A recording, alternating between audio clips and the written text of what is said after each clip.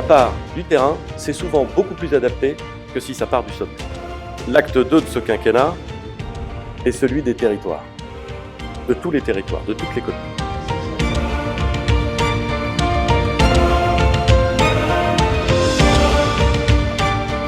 En réalité, ces terres rurales, ces petites villes, elles sont porteuses d'énormément d'initiatives. Il n'y a pas une borne adaptée à tous les usages. C'est un endroit où on vient chercher énormément d'informations. Toutes les réformes nous surprennent, on doit bien les appréhender. Et c'est un lieu justement pour pouvoir en parler. On a bien souvent peu d'opportunités, on court toujours un peu après le temps quand on est élu.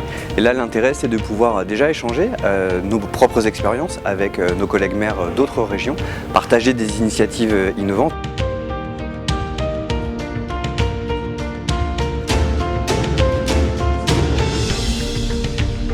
Aujourd'hui, aux assises de l'Association des petites villes de France, il y a beaucoup de projets pour lesquels il va y avoir besoin de conseils, de financement, et ça c'est notre rôle. Et on choisit des associations qui ont une utilité.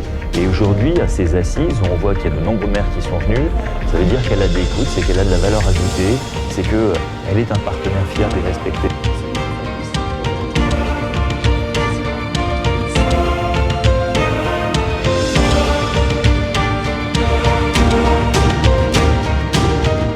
On insiste sur les difficultés, les pénalités, et on ne met pas suffisamment en exergue, monsieur le maire d'Uzès, le travail fabuleux qu'ont fait les maires dans leur ville depuis 30 ans.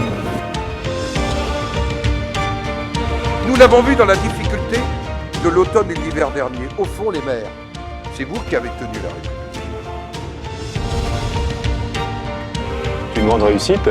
D'abord parce que nous avons eu l'occasion de fêter les 30 ans de notre association avec l'ensemble de nos partenaires qui nous suivent depuis plusieurs années maintenant.